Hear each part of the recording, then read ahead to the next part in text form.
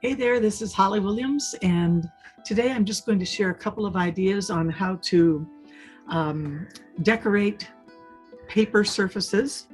And you could use this as just as it is to create cards, handmade books, etc., or you could use it as a base to collage further and decorate it.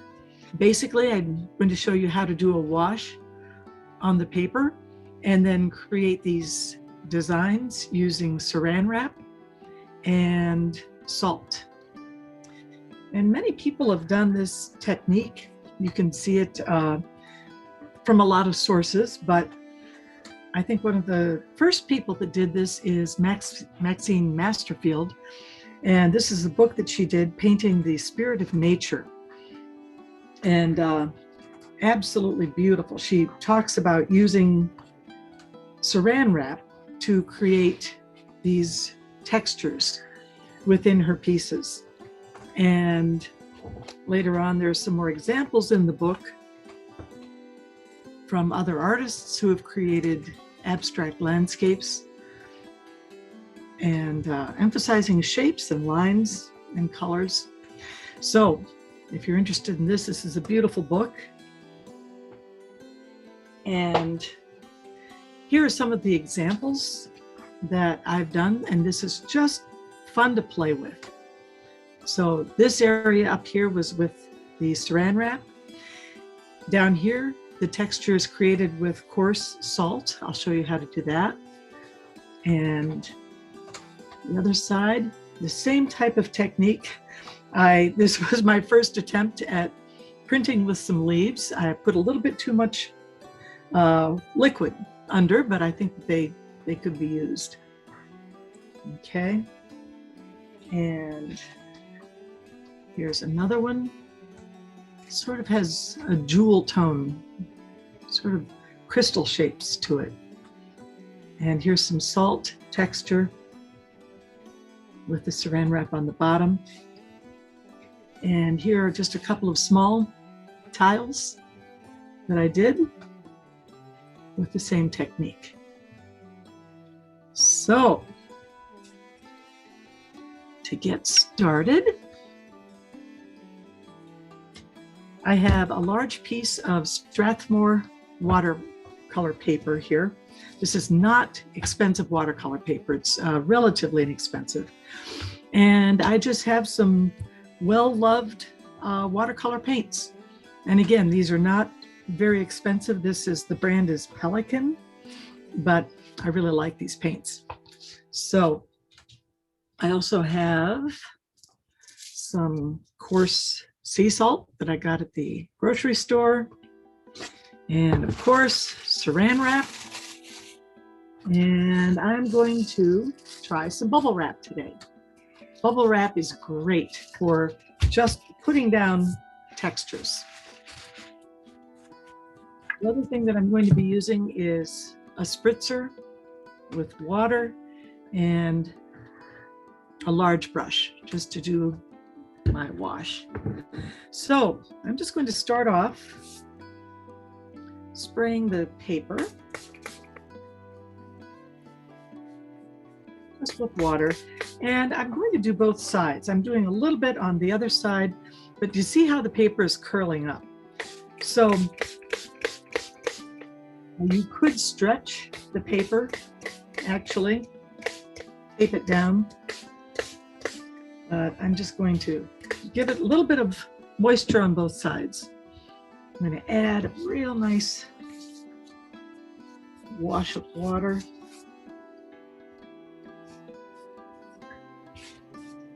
And this type of technique, it's just very loose, just a lot of play. So I think I'm going to start with some purple and just let the paint run. And I'm keeping my brush nice and wet. I want to get quite a bit of paint on this.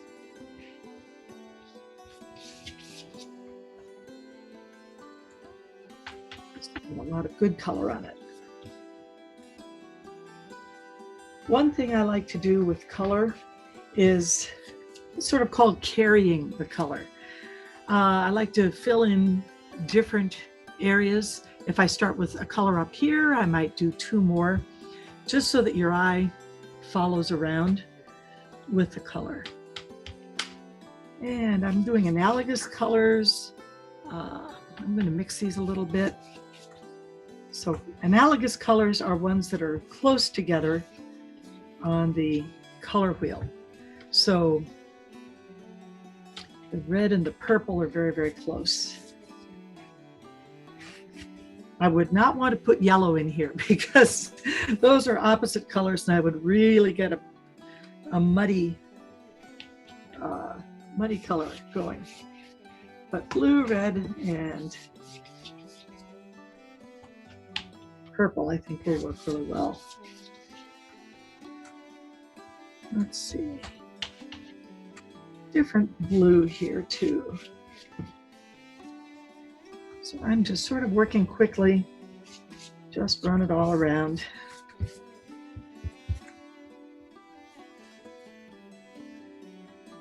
And this will dry a little bit lighter than it is when it's wet.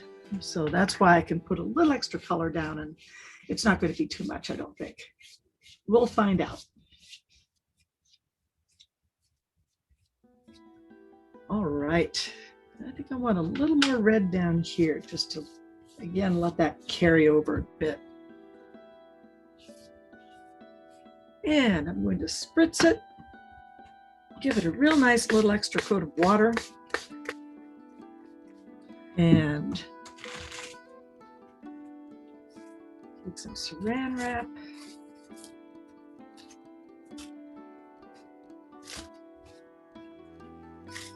It up so I can use all of it, and just start to set it down, and you can see it immediately starting to, it just grabs onto the watercolor paper, and this is where it gets fun. You can just sort of twist it around, manipulate it, because it just sticks to that wet surface. And if I see some large areas that I want to make smaller, I just pinch it in, twist it a little bit maybe. There's a big one over here. So I'm just going to push that down so it sticks. And I'm going to lay my bubble wrap down. Just try to get two.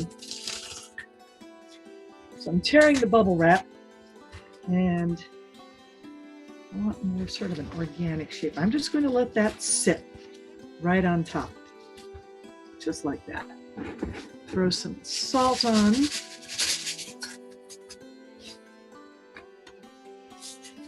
And the salt will grab the moisture in the paint.